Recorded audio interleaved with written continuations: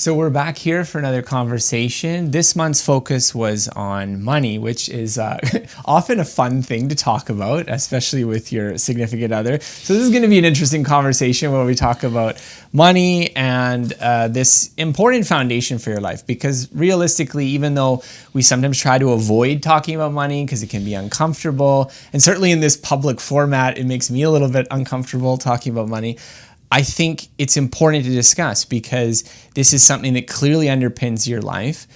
We spend, about half of our waking hours, third to a half of our waking hours doing things to earn money in order to, make a living and live in this world. And so having frank conversations about it and talking about what we can do to manage our own personal finances better, I think is very important. So hopefully we'll have a nice, interesting conversation here. I can tell you're already super excited about this. I told Scott yesterday how nervous I am about this conversation, and you acted like, oh, why? What is there to be nervous about? And then you make that introduction. Yes. Yeah. So I'm no pressure. I'm good. But I do have a few easy questions to ask you, and then I'm gonna try and discuss everything with you in my best abilities. It is honestly, and the fact that we're obviously married and we talk about finances a lot on a personal level. And we both went to business school together. That's another thing. Which is another thing. Yeah, my wife is a certified professional accountant, which makes the money conversations even more fun. Yeah. Are we gonna share that? I guess so. Yeah. Okay. Yes, so that is true. But I'm gonna try and kind of make it more about your research about this topic. Yeah. What you know, what we've kind of learned about personal finance together as a couple, how we keep track of our personal finances. But first I want to sort of start off with your history of how you learned about finance, how you got interested in finance, and sort of your money story. So the viewers and listeners can get an idea of your upbringing and how you've come to where you are today when it comes to your financial stability and success. Well, I mean, I think it's hard to go into this topic without recognizing all the forces outside of yourself that have put you where you are. Right. And I think there's especially if you're in certain corners of the internet, there's a real kind of like self-congratulatory tone sometimes if you experience some financial success or some financial stability in life that you were just so smart and you made all the right decisions. But really, I think there's so many forces that come together in influencing where you end up financially. For instance, what your family background was like, which country you grew up in, what kinds of, hardships you faced or didn't have to face, and these kinds of things. And so I'm very aware of my own privilege in talking about this position. I mean, my parents were middle class. They were both school teachers. We grew up in a small town. And while we weren't rich by any means, we were always comfortable. They both worked their whole time. We didn't have periods where we were without. And so as a child growing up, I got to have that kind of material privilege. And then also, I think they really cultivated this sense of kind of fiscal prudence. So they were very good about saving and not being extravagant with purchases and tracking what they spent money on. And so those behaviors were very automatic to me when I was older. So, even just things like it took me a while to realize that people don't always pay off their entire credit card bill when they get it every month. And I mean, I'm saying that I'm worried it's coming off in a moralizing tone, but just that was such an obvious thing that I never considered it. And so I know people who, if they've, accidentally taken on some credit card debt and then found it really hard to get out from under it, I can see how, just if you were set up with the right kinds of habits and practices when you were 17 or something, it makes it a lot easier. And then, of course, the biggest thing I think that has made such a difference for me is starting this business. I mean, I started it when I was very young. I wasn't even quite 18 when I started writing, and it became a full-time business after I was out of college. And so just being able to start my career earning money, making savings relatively young, throughout my 20s and now into my 30s, making savings has put me in a position which I feel very grateful for. But I also can't take too much credit for it. I mean, I've definitely worked hard. I started my business, and it was a number of years of working on it, nearly full time until it was able to earn me an income. But in retrospect, that time period was super short. And it was also a decision that I can't take so much credit for either, because it just turned out to be like a really good time to start that kind of business. I feel like, I've had conversations with friends of mine that, starting a blog in 2006 was something that didn't feel like it at the time, but turned out to be like a really smart decision. And I mean, I'm sure there's lots of people that have different stories where they, maybe got into certain kinds of businesses later or earlier and maybe didn't experience the same kinds of results, or even just, you were given different advice or different kinds of encouragement and influences. So I think any conversation about money really has to start from that kind of humility of recognizing, if you are experiencing success, there's probably a lot of places where either the wind was at your back or you didn't have misfortunes that have beset other people. And similarly, if you are having difficulties, there's a lot of forces outside of you that probably have got you to that situation. And so I think, the conversation about what's the best way to manage money and improve your personal finance situation can't ignore that possibility, perhaps even more so than the other foundations that we're going to talk about. Yeah, I understand. Yeah. But how do you think that your thinking was a little bit different than your parents? Because I've known you for a very long time. That's true, we met when we were I wasn't even 18 yet, first year of university. And every time I talked to you, you were just always so confident in yourself that you're going to be an entrepreneur. Your parents, they're lovely people, and obviously they raised you in a very smart way, and you're very confident in your own abilities. You love to learn, and you have these skills. Some of it, I'm sure it was luck, but you're also very skillful in what you do. Your parents, they were both teachers, and that was their whole career until now they're retired. But every time I would talk to you about it, because how do I say this?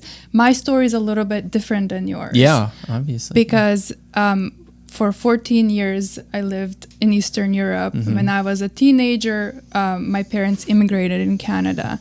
And there was always, even though my parents were always very strong and they were always like, we're here for you, we'll provide you with everything that you need, I sensed this fear in them that, they kind of have to fight harder to be in this country and to find work and to belong here.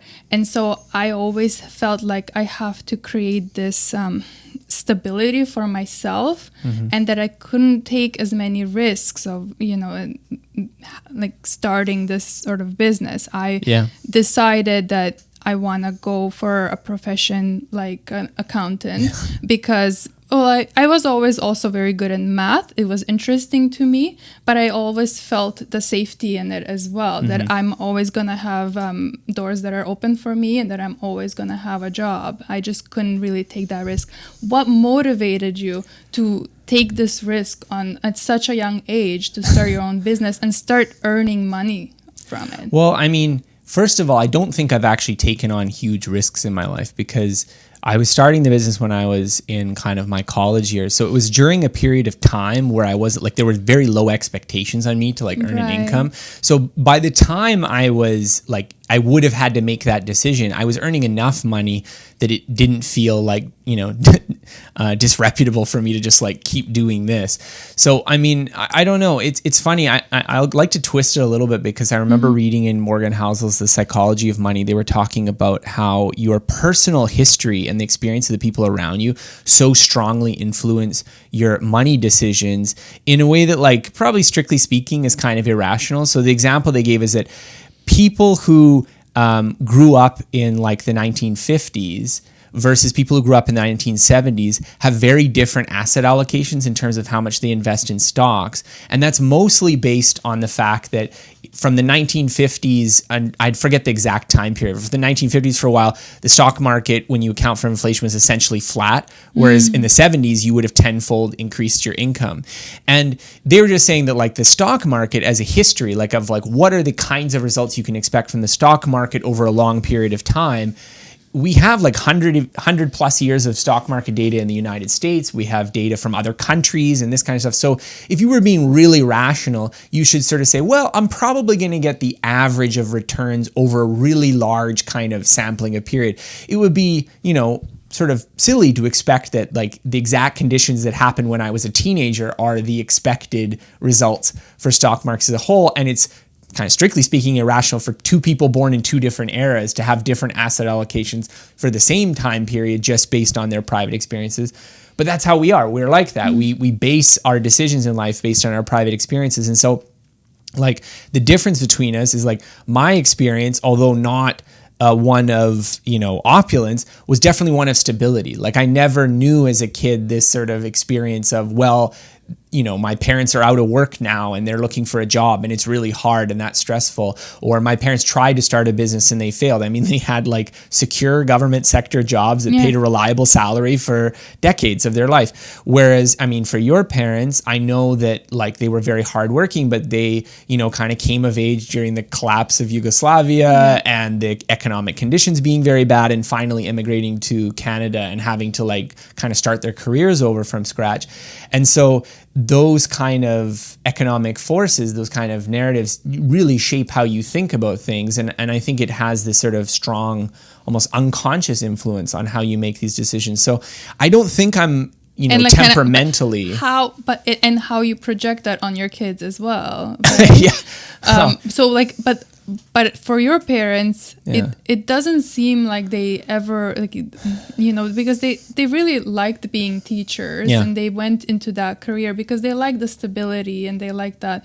But for you, I don't think they were ever like, oh, well, you need to be a teacher or you need to have a career that's very stable and secure. They were worried. They were worried. I remember having a conversation with my dad when I told him I was graduating from university and I told him that I was going to go and just keep doing what I was doing, this online business, which now that was 15 years ago. So I've been doing it 15 years now. Wow. But at the time it was like, I did not have that much track record. I'd only really been making enough money to live off of for like maybe 12 months, maybe 18 months. So it wasn't that long. And I was just like, I'm just going to keep doing this. And I remember his concern being the gap in my resume. Because he was just kind of like, well, what are you going to do? Kind of like when this fails, what are you going to do with this gap in your resume? Like, I guess you can say that you like worked for yourself for those years. Like, what are you going to say those years of 2011 to 2013 during this like abortive attempt to be an entrepreneur? What are you going to say? And I think, I don't mean to pick on my dad here because he's very caring, but my parents were definitely risk-averse people. And so I think they had their own history from their parents. I mean, some of it's temperament. I mean, I think I inherited my parents' general risk aversion. And so even when I the way I make decisions in my business or my personal life tend to be a bit more fiscally conservative. But then they inherited kind of attitudes from their parents. So both my parents, my grandparents, all my grandparents kind of grew up in the Depression and they were sort of coming of age in the Depression. So there was sort of like this strain of hyper frugality that kind of came through that way. And so that I think really influenced my parents' own behavior, maybe compared to their peers who had parents that were a little bit younger that kind of were just after that. I mean, all these forces, I think, shape you just your inherent temperament, but then also your personal life history, giving you kind of, this really weird sampling of all the economic things you could experience. Because if my parents had tried to do something entrepreneurial or they had long periods of time where they were out of work, they might have just really so strongly discouraged me from pursuing this that I wouldn't have done it, or I would have been like, no, but I have to have another job. I can't just do this. And so, I mean, I don't know. I think again, it's easy to look back at the last 15 years and be like, yeah, this was a pretty good choice. I get to do stuff like this for a living. I mean, that's pretty fun. But But I mean, there's also, it could have easily been the case that like 2 years later it failed and that I was going around with my resume being like, yep, that was the 2 years I tried to do my own business, you know? Are you glad you did business school? I have mixed feelings about business school. I mean, I think it would have been better if I'd done a business minor. Yeah. Because I've talked about this. So if anyone wants to watch my, 24-year-old face doing a TEDx talk about the MIT challenge, I talk about how I was really torn between studying computer science and studying business. And I kind of sold myself on the idea of going to business school because it's like, well, I want to run my own business. So I should go to business school to learn how businesses work as opposed to studying computer science. And I think there was useful stuff I learned in school, like especially things like accounting, finance. Corporate law. There was a lot of things that I kind of take for granted now that occasionally you'll have conversations with people where you realize, oh, they don't know what the difference between, they don't know how stocks work or something like this. But at the same time, a lot of B school training is really to make you fit into a large corporation, and it's not really the skills that are essential for entrepreneurship. And even though I kind of majored in entrepreneurship, I think entrepreneurship is something you can't really teach very effectively in an academic format. And so I don't know, in retrospect, the computer science with a business minor might have been the right choice. But I mean, I met you and we were in business school together, so maybe we wouldn't be sitting down and having this conversation if I had chosen to hang out with all the guys in computer science. So I mean, I'm grateful for that. Met anyway. I was also between business school and engineering. Yeah. And then my dad was like, you don't want to be with all those men. Yeah. So, but I mean, even I remember you telling me in your first year that you were thinking of pursuing architecture. And your dad was really scared about you doing architecture just because it was like a less secure profession. And I mean, I don't want to like project on your dad here too, but I think that just shows kind of like from this, history of like, there can be times where it's economically really difficult. And I know, if you have that in your history, you really do seek that kind of stability and safety. And I think it's not that safety is like, it's not like risk taking is good and safety is bad. It just depends on what actually ends up happening in life. Like you can, plan to be this great entrepreneur and get all these businesses, but then the climate changes and you just end up with this string of failures and a lot of debt. Or you can, choose this really safe profession and then, the circumstances change and then the profession turns out to not be so safe. So I don't know. It's just interesting how much our money behavior is like kind of unconsciously motivated by all these forces that, you need a psychoanalyst to tease apart. Yeah, no kidding. So, when did you learn how to invest? How did you first get into investing? I don't know. I think I was kind of in this group of bloggers that was adjacent to a lot of personal finance bloggers.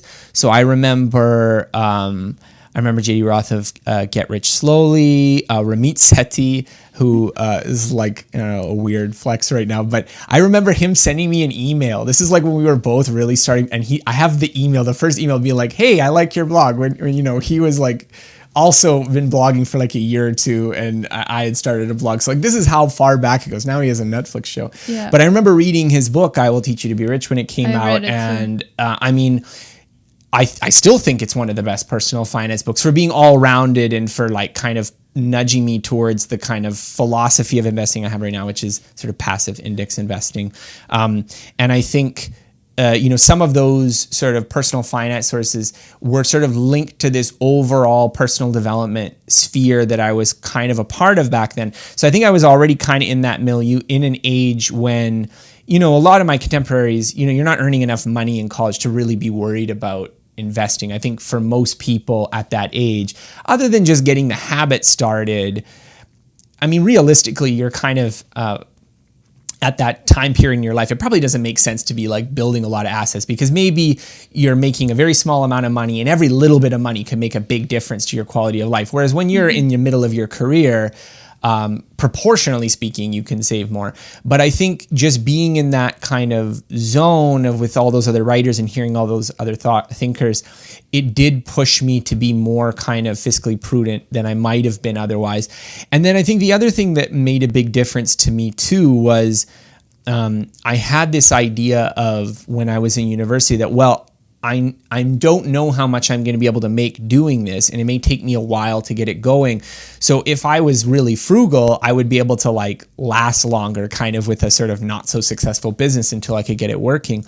And so that also forced a kind of fiscal discipline. Like I can remember definitely years where like, you know, I was writing down on a piece of paper every time I spent money on things, not even so much because like it was strictly necessary at that moment, but just because I saw how much my sort of fledgling business was earning just through doing various freelance work, you know, a few ads on the blog, this kind of thing, and how much I was spending. And it was like, well, if I graduated today, I'd have to get a job. I couldn't keep doing this. And so I think that was something that also encouraged some of those early behaviors. Right. Whereas I was completely different because in my head, I was like, okay, well, I'm going to have a stable job that hopefully I'm going to be going up that corporate ladder and earning more and more as I'm working. And my priority when I graduated was to move out of my parents' house, which means buy my own place. And so all my savings was kind of going towards a down payment for a condo. And so that was my only focus. And even though I knew about investing, I had learned all these things about investing, that wasn't really my focus in the beginning, except for, you know, obviously investing in my RSPs through work or... You know, for the Americans, RSPs are our version of 401ks. 401k, yeah. Here in Canada, if anyone is like, what is she talking about? Yeah. I know. Sorry, I mostly know the Canadian we're showing our true colors here. Yeah. Yeah. So I wanted to talk a little bit more about how we handle our personal finances. Yeah. And the question I wanted to ask is, do you feel like you are living your rich life today? Look at us. We're on Ramit's podcast right now. I know. Yeah, I do. I think to me, I don't know, maybe this is my personal kind of way of thinking about money, but I've never really thought about money as something that you're like trying to maximize for increasing your consumption, really. Like, obviously, I like to have the same kinds of comforts and, you know, other things that money can buy. So I don't want to create some kind of austere monk-like kind of perception of myself. But I feel like for me, the what it means to be rich and what it means to feel like you're rich is really based on this idea that the money is not the main constraint in you doing the things that you want to do. And most of the things that I want to do in life are not, to be honest, are not that financially constrained. Like, they're mostly related to, you know, can I do the kind of work I want to do? Can I work on the kinds of projects I want to work on? You know, there's some things that are maybe a little bit more related to money, like if we wanted to go traveling with the kids, that's going to cost money. Or if we want to, you know, like do something, you know, fly our parents somewhere so that we can go visit them. I mean, these are things that do cost money, but I think, you know, my vision of what my rich life is more been about that freedom rather than, you know, having a really fancy car or having really fancy stuff in that way. And I mean, I don't think that's not sort of like a conscious attitude I've adopted. That's just how I've always thought about it. And so for me, I feel I've felt like I have had that kind of freedom for most of my adult life, which again goes back to the whole being super privileged account of things. But just really, like, I have not felt like that money's been a real binding constraint. But at the same time, I'm also aware that like that money not being a binding constraint is also comes from a certain kind of discipline about money and tracking spending and stuff. So, you know, you were talking about what we do for our personal finances, and in the course that we're teaching that's associated with this, the keystone habit that I selected for this month was expense tracking, because although different people in different stages of their kind of financial life are going to have different kinds of behaviors. So, you know, when you're younger, maybe you're trying to like optimize your college tuition payments, getting bursaries and scholarships, trying to take the right loans or not too many loans. And then when you're working, maybe you're trying to save up money, putting in investments. And then when you're nearing retirement, you're trying to make sure that those are in safe assets. And when you're retired, you're trying to like ration it out over your retirement years. So what you're doing with your money is going to change at different phases of your life. You know, sometimes you're saving for a down payment, sometimes you have your house paid off, all these kinds of things. But the spending is relatively a constant behavior, and having awareness of it and tracking it's important. And it's indeed something that I've done again, since I've been like, I can't even remember when I started doing it, but it definitely would have been like when I was like 19 or 20 or something like this.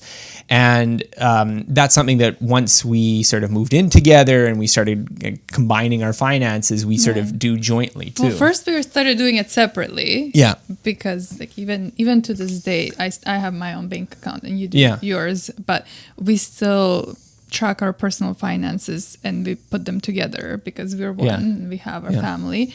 So I don't know how other couples do it. I'm sure other people do it differently, but that's sort of our way. But even before we got married, we were tracking our finances separately, and then we combined it, and it's been like several years now that we've had this spreadsheet. The joint one, and we every month we go and we categorize everything and we review it, and then at the end of the year we have a big review and we sit down and we kind of plan for the next year and what our expectations are and what we want to spend money on and where we want to save. Yeah, I mean, and I think especially like one of the things that's been a trend in my life too is that like as I've gotten older and, you know, the business has gotten bigger, hired more people. Also, you know, we have kids now. So there's, you know, things like childcare you're paying for. There's things that are related to the kids that are expenses. You know, we bought a house, so you're paying for home renovations and things like that. And so the expenses have gone up and the responsibilities have gone up. And in some ways the complexity has gone up of what we're doing. And so I think having that like that backbone kind of college habit of like writing down what I spend money on. Now, these days I mostly use my credit cards. I just download the statement. So I'm not so fastidious about like writing it down in the moment. But keeping those records, tracking them, seeing how they change over time, it has made a big difference just in our psychology towards money, because I think you kind of, when you're monitoring it, you kind of get a feel for like, okay, yeah, you know, we've been pretty good about like not spending too much for several months. So if we decide, okay, this was something we were thinking about spending money on, but we had been kind of holding off, we're okay. It's like, okay, the last few months have been a bit more expensive. Then we, you know, okay, well, like we'll just delay this a little bit. And it makes a difference, I think, in the long run. And it also gives you that bigger picture too, because ultimately, I think one of the things that makes money difficult to manage and not this, like the reason it's a foundation and not just some automatic behavior everyone does, is because in our society, you have to have quite a bit of foresight when you're doing it. Like you're not just saving money today, you're saving for like yourself maybe 30 years in the future, maybe more. And that's just a very difficult logistical problem to do. And so it's not surprising that a lot of people are not very good at it, not because they're not intelligent, but just because we're kind of not designed to make decisions for ourselves so far in advance. And so I think when, you know, the sort of traditional answer to this is like, okay, well, you take care of your kids, and when your kids grow up, they take care of you. But clearly in Western society, you're taking care of yourself when you're older. Maybe you're still taking care of your kids when you're retired. You know, sometimes people who are retirees, they're still helping out their adult children. And so having that kind of, okay, this is how much I'm earning, this is how much we're saving, this is where we're saving it, and like what the trajectory of that is, it's not a trivial problem to solve. And so, I mean, again, going back to the things I'm grateful for, I'm grateful that like having that business education give me some of the tools so that, you know, I know how to do a net present value calculation and figuring out things like that so that I can kind of get a sense of where things are going and we can, you know, steer the ship accordingly. Yeah. Do you want to explain what time value of money is? Oh, right. Yeah.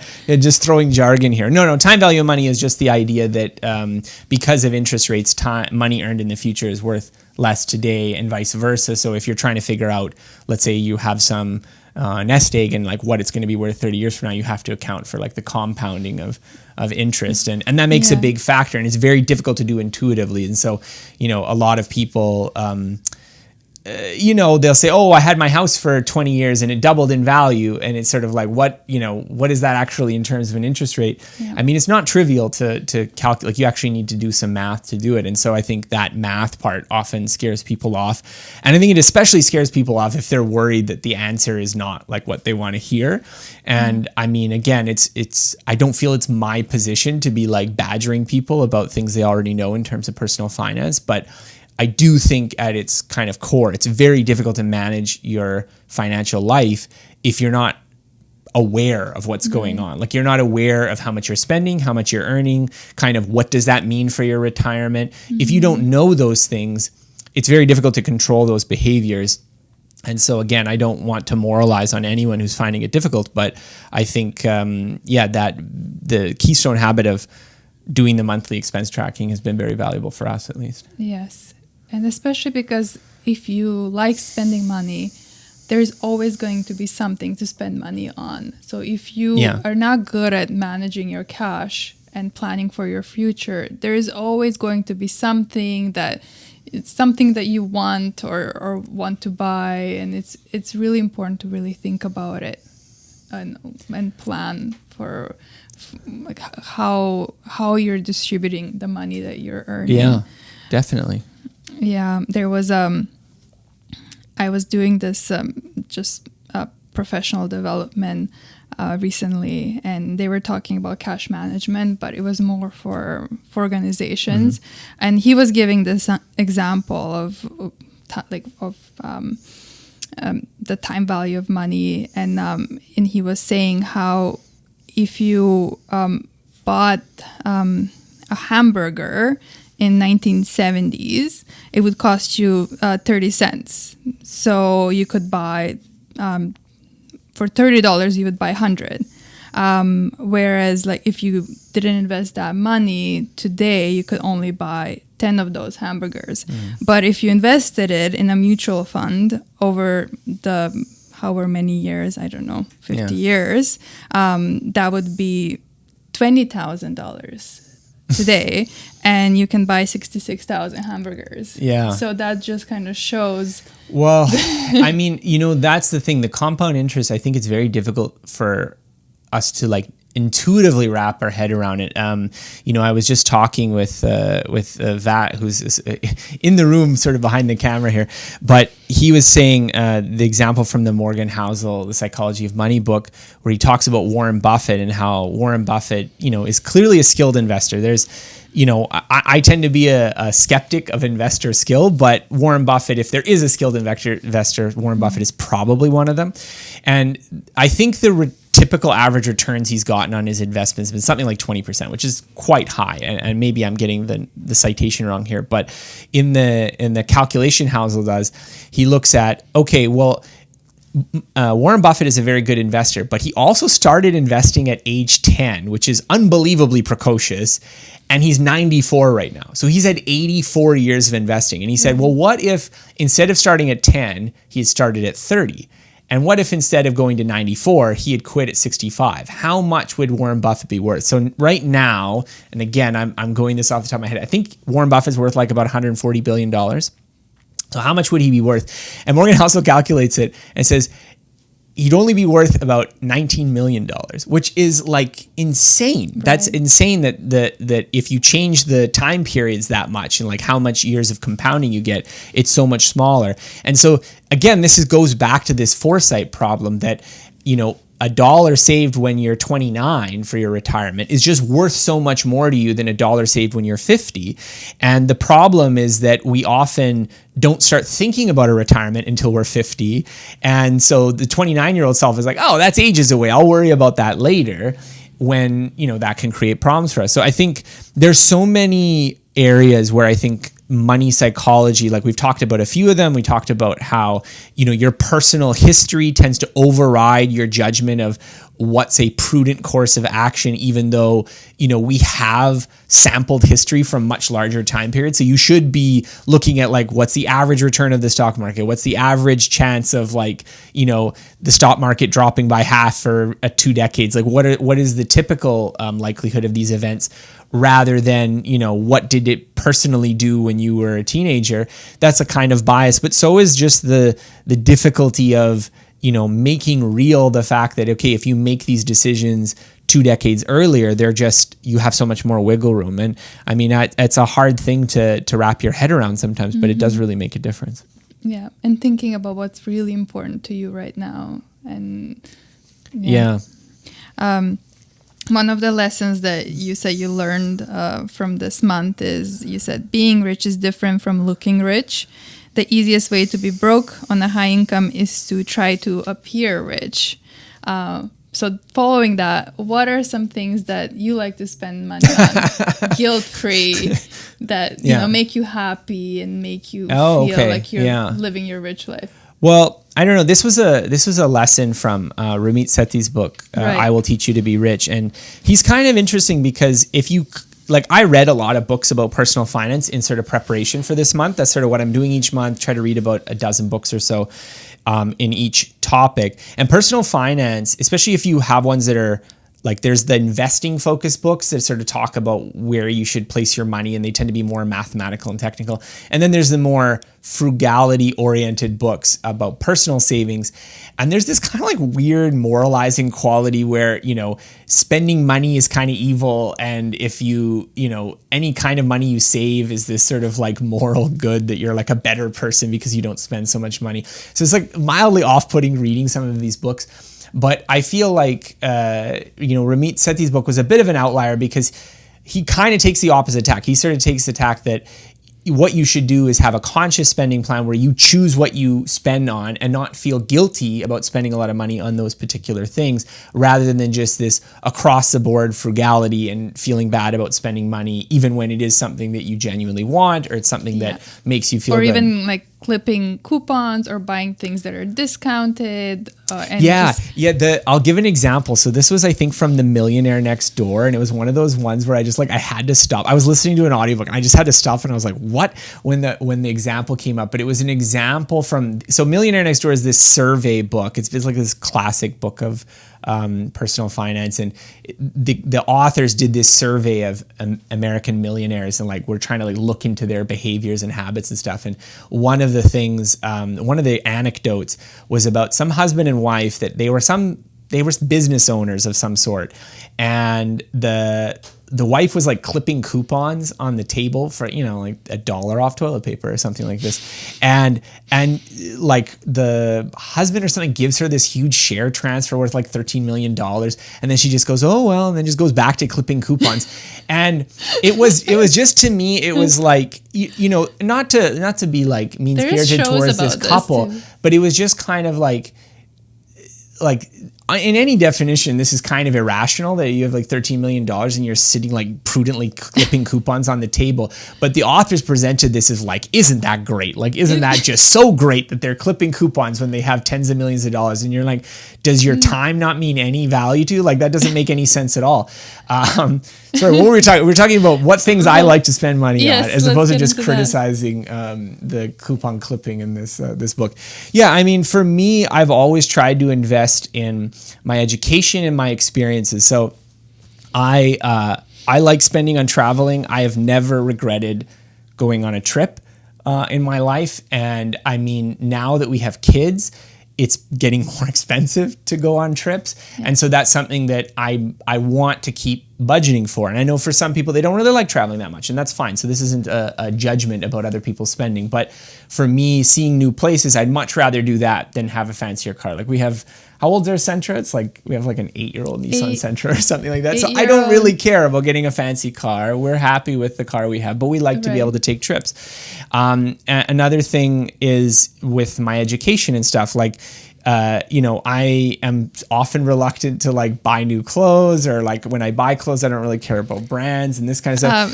Patient readers will notice I've been wearing this shirt for about like a decade. And doesn't buy his clothes. I buy the clothes. Sometimes I buy the clothes, rarely. I've become very good at knowing your size. Yes. So when it doesn't matter if you're there or not, I can very much buy you something and it fits. The reason I'm not in rags right now is just because of your help with me. No, but I mean, I don't really care about clothes and like having really like fancy name brand stuff. But, if I'm interested in like a course or like books, I never worry about buying books.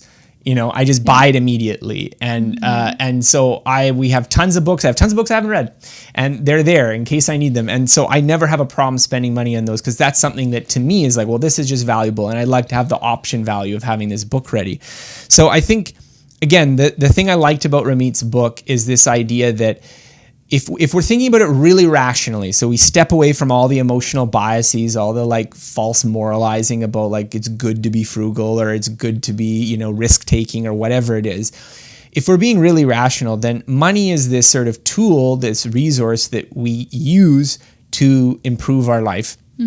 And also to improve the lives of other people. I don't want to discount the role of like charity and this kind of thing. But if we're just talking about the money we spend on ourselves, then it is something that we're using to make our lives better. And so the real sort of aim, I think, of personal finance in supporting our own foundations is using this wisely. So that means definitely saving enough so that you have stability and freedom, which I think are probably better than consumption most of the time. But then if you're going to consume something, it should be something that really makes your life better. And I think a lot of us have these sort of sometimes there's social pressures. Yeah, that's what I was going to say. Like we have this cultural pressure of like, oh, well, I have to get this because if I didn't have that, then people would look down on me or this kind of thing. And I don't know, maybe it's been my kind of like nature of like doing weird things and not worrying so much about what people think and having that kind of mild lack of social awareness that propels me to do this. But I feel like I think, if you're going to be spending money and deciding how you spend your money, you really want to tailor it to what's going to make you feel good, what's going to make you happy, what's going to make, provide you with the psychological security you need, the material security you need.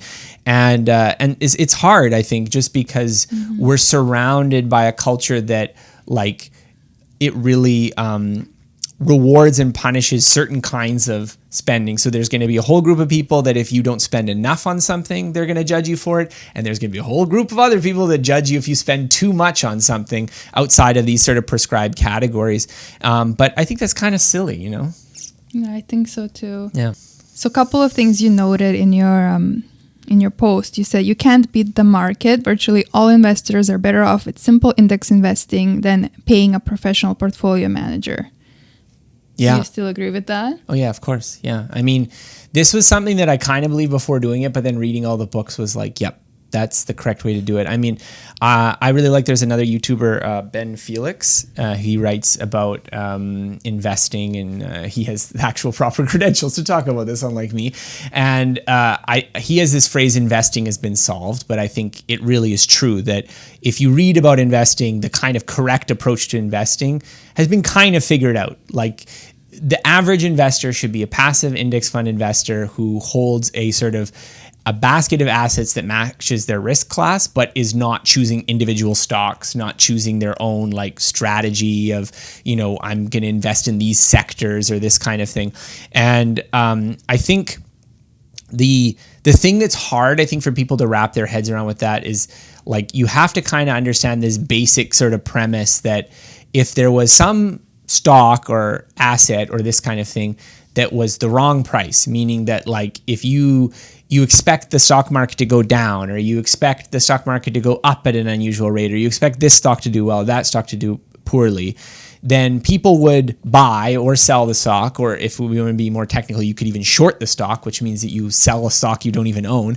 But basically, the actions of people playing in the stock market automatically adjust for these discrepancies. And so while I don't believe that the market is perfectly efficient, and I think there's good arguments for why you can have things like the tech bubble run up in the 90s and various things like that, it's just that the conditions are such that it's very difficult to make money from that. So it's very difficult to consistently beat the market.